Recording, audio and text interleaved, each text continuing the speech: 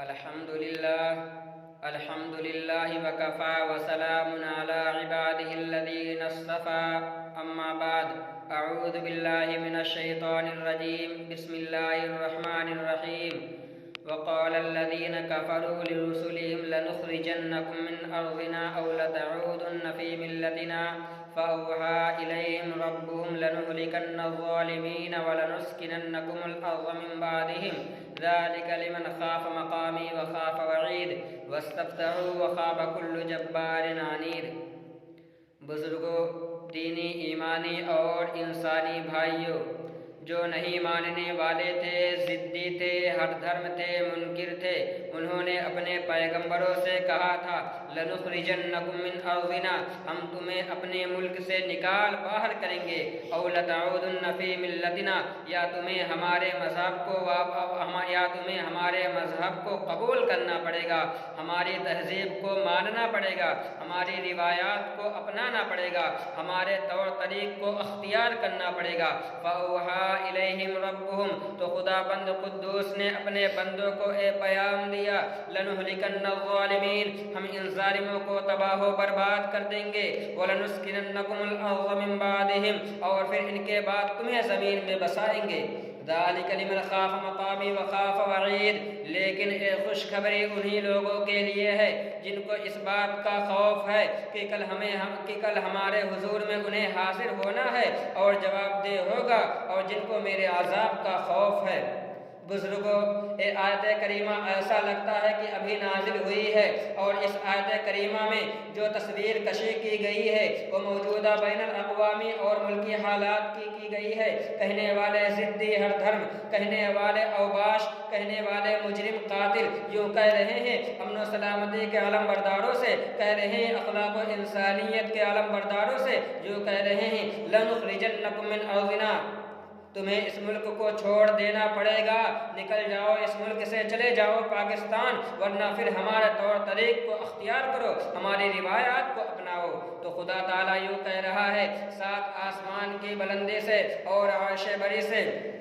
لَنُهْلِكَنَّ الظَّالِمِينَ، ان ظالموں کو ہم تباہ و برباد کر دیں گے، وَلَنُسْكِنَنَّكُمُ الْأَرْضَ مِن بَعْدِهِمْ، اور پھر اس کے بعد ملک تمہیں سونپ دیں گے، تمہیں بسا دیں گے۔ یہ خدا تعالیٰ کا فیصلہ ہے۔ اے امت مسلمہ، اپنے پروردگار کو اس طرح نہیں مانتی ہے کہ جس طرح وہ مانتے ہیں کہ کبھی اسے تالے کے اندر بند کر دیتے ہیں، کبھی اس پر دروازے چڑھا دیتے ہیں، کبھی ہفتے میں کسی دن اسے جا کر پوچھ لیتے ہیں، بلکہ اے امت مسلمہ اپنے پروردگار کو اس حیثیت سے مانتی ہے کہ وہی اس کائنات کا متصرف ہے اور وہ واحد لا شریک لہو ہے۔ حضرت رسول اکرم صلی اللہ علیہ وسلم نے عبداللہ ابن عباس رضی اللہ تعالی عنہ سے فرمایا تھا اے لڑکے، خدا کی قسم اس بات کو یاد رکھنا، اگر سارے انسان مل کر تجھے نقصان پہنچانا چاہیں گے تو نہیں پہنچا سکتے جب تک کہ خدا تعالیٰ نے تیری تقدیر میں نقصان نہ لکھ دیا ہو، اور سارے کا سارے انسان مل کر تجھے فائدہ پہنچانا چاہیں تو نہیں پہنچا سکتے جب تک کہ خدا تعالیٰ نے تیری تقدیر میں یہ فائدہ نہ لکھ دیا ہو۔ جس امت کا یہ یقین ہے، اور جس امت نے خدا تعالیٰ کی وحدانیت پر بھی یقین رکھا، اور جس امت نے رسول اکرم صلی اللہ علیہ وسلم کو ختم المرسلین تسلیم کیا، اور جس امت نے اسلامی شریعت کو آخری شریعت مانا، جس امت نے اس نظام کو آخری نظام مانا، اس امت کو دھمکیوں سے، طاقت سے، سیاست سے، مکر و فریب سے، سازش سے ڈرایا نہیں جا سکتا، اس لیے کہ یہ امت کبھی طاقت سے ڈرتی نہیں ہے، نہ ڈری ہے، نہ ڈرتی ہے، نہ ڈرے گی۔ اس امت کو یہ یقین ہے کہ جو کچھ بھی ہے وہ اللہ تعالیٰ کے ہاتھ میں ہے، اور اللہ تعالیٰ سارے انسانوں کا رب ہے، اور خدا تعالیٰ سارے انسانوں کا معبود ہے، اس پر سب سے پہلا یقین ہے۔ اور اسی کے ساتھ ساتھ دوسری حقیقت یہ بھی ہے کہ مثل الذین اتخذوا من دون اللہ اولیاء کمثل العنکبوت اتخذت بیتا وان اوہن البیوت لبیت العنکبوت لو کانوا یعلمون۔ اللہ تعالیٰ کو چھوڑ کر جو لوگ دوسرے سہارے کو پکڑے ہوئے ہیں یا کسی سپر پاور کے دامن سے وابستہ ہیں، اور جن کی نگاہیں ہتھیاروں پر ہے، افراد پر ہے، اکثریت پر ہے، ان کی مثال قرآن یوں بیان کر رہا ہے کہ انہوں نے مکڑی کا جالا بنا رکھا ہے، ان کا گھر مکڑی کا ایک جالا ہے، وہ قلعہ نہیں ہے، قصر نہیں ہے، بلکہ مکڑی کا ایک جالا ہے جو جھاڑو کے ایک تنکے سے صاف کر دیا جائے گا۔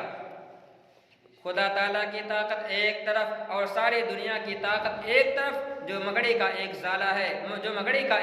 ہے۔ اور جس طرح کمیونزم نے دم توڑ دیا، اور جس طرح انہوں نے مسلمانوں کا قتل عام کیا، اور اسی طرح 70 سال گزر گئے کہ انہوں نے مسلمانوں کو یا عوام کو سلاخوں کے پیچھے پھینکا، اور اس کے بعد وہ ایک ایک روٹی کو ترس گئے اور ان کے بت ٹوٹ گئے۔ خدا کی قسم آپ دیکھیں گے، عنقریب دیکھیں گے ان ظالموں کا تباہ و برباد لکھا ہے، اور ان ظالموں کا ارادہ بکھرے گا۔ جہاں تک تعلق ہے مدارس اسلامیہ کا، تو میں اس بات کا اعلان کر دینا چاہتا ہوں کہ مدارس اسلامیہ صرف اسی چہار دیواری کے اندر نہیں ہے، بلکہ مدارس اسلامیہ ہر مسلمان کے دماغ میں بسے ہوئے ہیں، ہر مسلمان کے دل و دماغ میں بسے ہوئے ہیں، خواہ وہ یونیورسٹی سے تعلق رکھنے والا ہو یا اسکول و کالج سے تعلق رکھنے والا ہو۔ وہ پیدا ہوتا ہے تو مدرسہ اس کے کار میں اذان دیتا ہے، اور وہ انتقال کرتا ہے تو مدرسہ اس کی نماز جنازہ پڑھتا ہے۔ کون مسلمان ہے، خواہ وہ یونیورسٹی سے تعلق رکھنے والا ہو یا مدرسے سے تعلق رکھنے والا ہو یا اسکول و کالج سے تعلق رکھنے والا ہو، جس کے دل اور ضمیر سے مدرسے کو خرچ کر پھینکا جا سکے۔ مدرسے نے ہر مسلمان کے دل و دماغ میں لا الہ الا اللہ بسایا ہے۔ مدرسہ ہمارے رگوں میں خون کی طرح دوڑ رہا ہے۔ مدرسہ ہمارے